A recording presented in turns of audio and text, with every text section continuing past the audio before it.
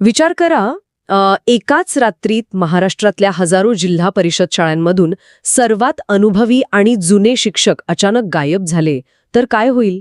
बापरे, खूपच मोठा गोंधळ उडेल प्रशासनाचा. हो ना, म्हणजे त्या रिकाम्या झालेल्या वर्गांमध्ये कोण शिकवणार? आणि सर्वात महत्त्वाचं म्हणजे त्यांच्या जागी नवीन शिक्षकांना आणण्यासाठी किती मोठी धावपळ उडेल.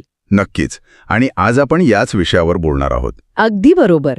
कारण आज 13 मार्च 2026 रोजी शिक्षण क्षेत्रात अशीच एक प्रचंड मोठी उलथापालथ करणारी बातमी आलीय. समूह साधन केंद्र समन्वयक, ज्याला आपण थोडक्यात केंद्र प्रमुख म्हणतो, त्या मर्यादित विभागीय स्पर्धा परीक्षा 2025चा निकाल आज जाहीर झालाय. आणि हा निकाल केवळ काही हजार शिक्षकांच्या पदोन्नतीपुरता किंवा प्रमोशनपुरता मर्यादित नाहीये. नाही, मुळीच नाही. हा एक असा ट्रिगर पॉइंट आहे ज्याचा थेट आणि खूप खोल परिणाम संपूर्ण राज्याच्या शिक्षण व्यवस्थेवर होणार आहे. विशेषतः जे तरुण उमेदवार आहेत ना, जे पवित्र पोर्टलची वाट बघतायत. एक्झॅक्टली.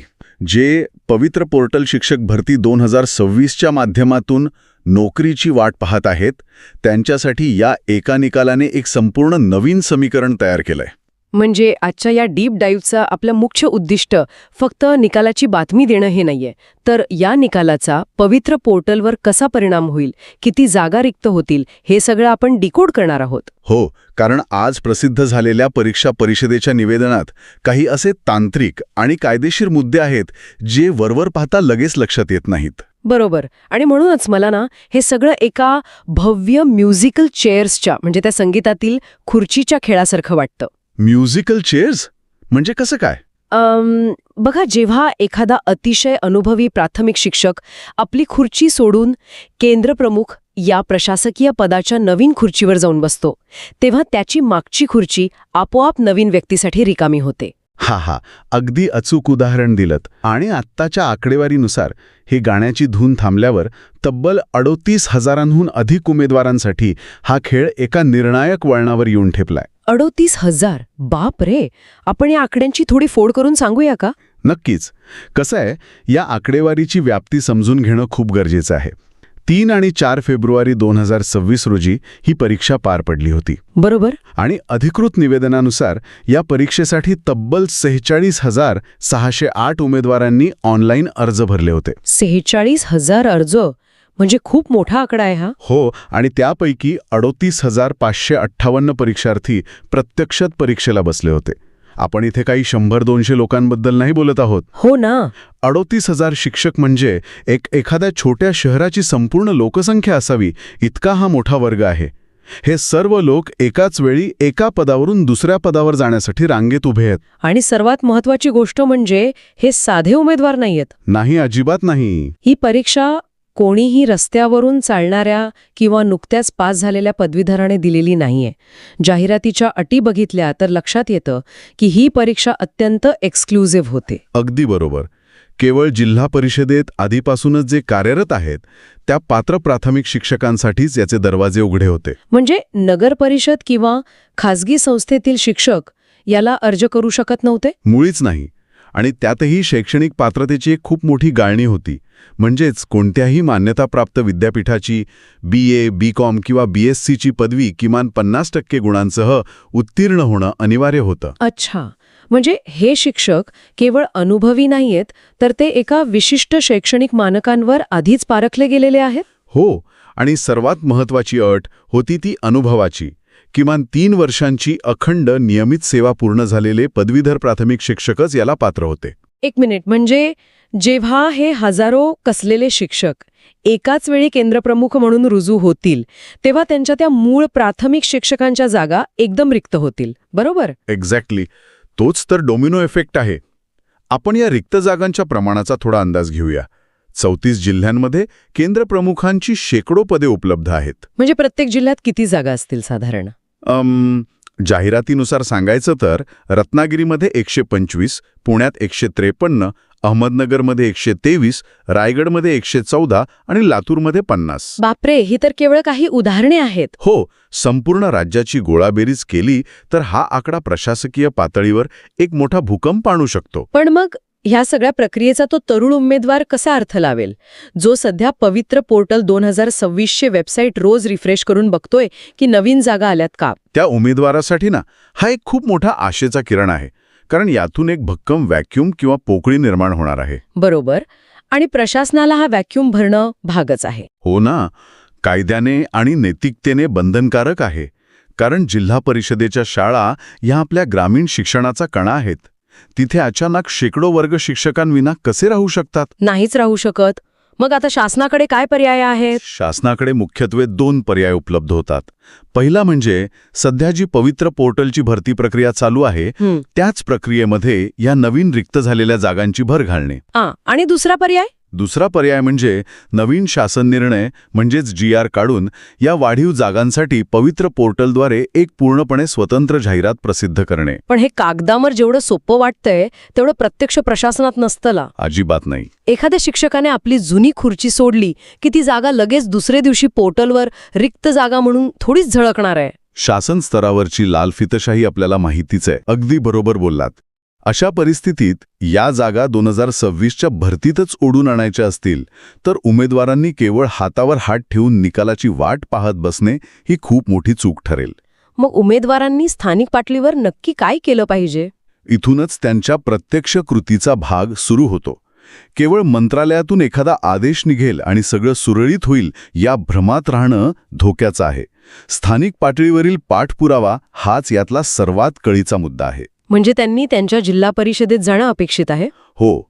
उमेदवारांना आपापल्या जिल्हा परिषदेच्या स्तरावर जाऊन बिंदू नामावली, ज्याला आपण रोस्टर म्हणतो, ते अद्ययावत करण्याबाबत सातत्याने दबाव आणि पाठपुरावा ठेवावा लागेल. आपण या रोस्टरच्या प्रक्रियेची थोडी उकल करूया का? कारण बऱ्याचदा उमेदवारांना वाटतं की जागा रिक्त झाली म्हणजे ती थेट भरता येते. कसंय, रोस्टर हा कोणत्याही सरकारी भरतीचा आत्मा असतो. ही एक अत्यंत गुंतागुंतीची गणितीय आणि कायदेशीर नोंदवही असते. म्हणजे कॅटेगरी वाईज डिव्हिजन. एक्झॅक्टली. समजा एका जिल्हा परिषदेत 100 जागा रिक्त झाल्या तर त्या 100 पैकी किती जागा खुल्या प्रवर्गासाठी आहेत, किती महिलांसाठी राखीव आहेत, किती जागांवर मागासवर्गीय उमेदवारांचा हक्क आहे आणि किती प्रकल्पग्रस्त किंवा दिव्यांगांसाठी आहेत, याचं अतिशय काटेकोर वर्गीकरण करावं लागतं. आणि तो ताळेबंद जिल्हा परिषदेला मागासवर्ग कक्षेकडून तपासून आणि प्रमाणित करून घ्यावा लागतो. बापरे, म्हणजे हा एक मोठा प्रशासकीय चक्रव्यूहच आहे. हो ना. आणि जर उमेदवारांनी स्थानिक पातळीवर शिक्षण अधिकारी किंवा CEO यांच्याकडे ह्या रोस्टर मंजुरीसाठी पाठपुरावा केला नाही तर ती फाईल महिनोन्महिने एकाच टेबलवर धूळ खात पडू शकते. आणि फाईल पडून राहिली तर राज्याच्या पवित्र पोर्टलला हे कधीच अधिकृतरित्या समजणार नाही की त्या विशिष्ट जिल्ह्यात जागा रिक्त आहेत. बरोबर. त्यामुळे पोर्टलवर 0 जागा दिसतील. जागा रिक्त असूनही त्या भरतीच्या यादीत येणारच नाहीत. म्हणून स्थानिक पातळीवर गट करून अधिकाऱ्यांना निवेदने देणे, रोस्टरच्या फाईलची सद्यस्थिती विचारणे हे खूप महत्वाचे. अगदी. ती फाईल पुणे विभागीय किंवा राज्यस्तरावर वेळेत पोहोचेल याची खात्री करणं हे उमेदवारांचं आद्य कर्तव्य ठरतं. हे अत्यंत प्रॅक्टिकल आहे. बरं, आता आपण आजच्या या प्रसिद्धी निवेदनातील एका अशा मुद्द्याकडे वळूया ज्याने अनेकांच्या भुवया उंचावल्या आहेत.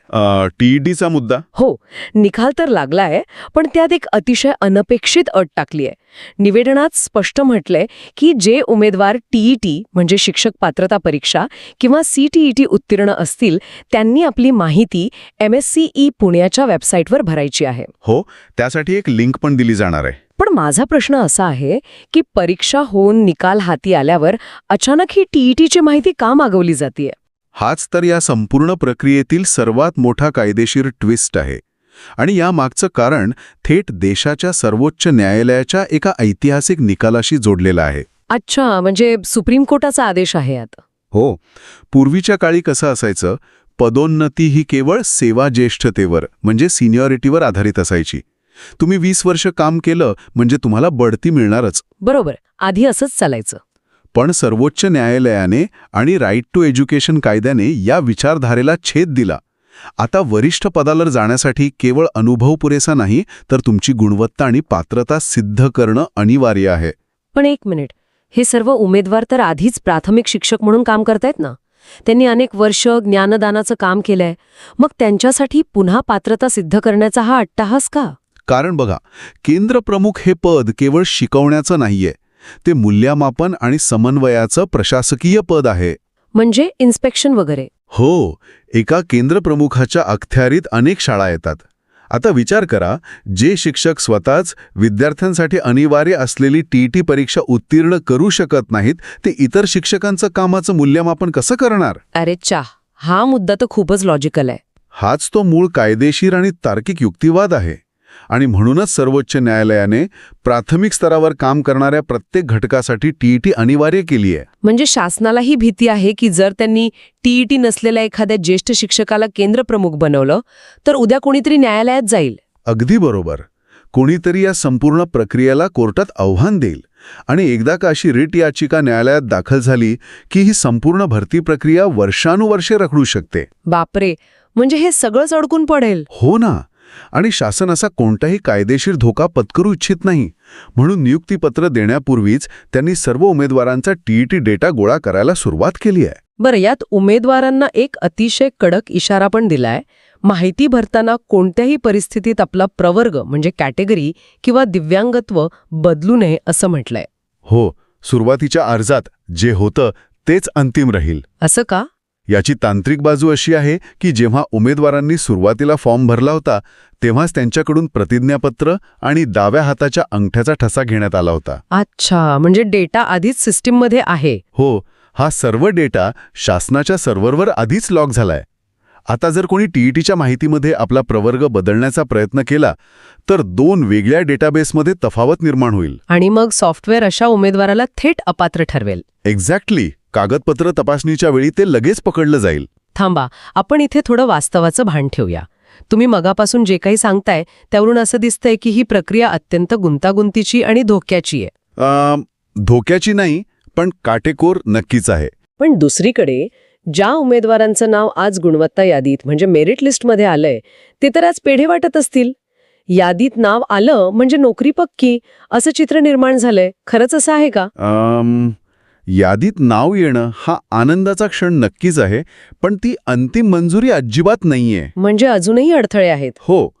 मूळ जाहिरातीत एका शब्दावर खूप जोर देण्यात आला होता, पात्रता परीक्षा किंवा क्वालिफाईंग एक्झामिनेशन. आजचा निकाल हा फक्त एक फिल्टर आहे. म्हणजे ती 200 गुणांची जी लेखी परीक्षा झाली त्यातून फक्त एक शिफारस यादी तयार होते. बरोबर. ज्यामध्ये बुद्धिमत्ता आणि अभियोग्यतेवर 100 प्रश्न आणि शालेय शिक्षणाचे नियम IT यावर 100 प्रश्न होते. पण हा खरा अडथळा नाहीये. मग खरा अडथळा कुठे आहे? खरा अडथळा आहे कागदपत्र तपासणी आणि सेवा शर्तींची पूर्तता. म्हणजे डॉक्युमेंट व्हेरिफिकेशन. हो.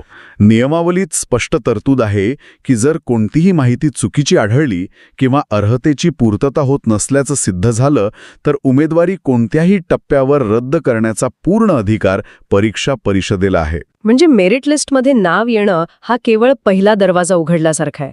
खरा कस तर कागदपत्रांच्या टेबलावर लागणार आहे. एक्झॅक्टली. एकंदरीत आजच्या या डीप डाईव्हमधनं आपण अत्यंत महत्त्वाच्या सूत्रांची उकल केली आहे. आज लागलेला केंद्रप्रमुख परीक्षेचा निकाल हा एका मोठ्या साखळीचा फक्त पहिला दुवा आहे. नक्कीच.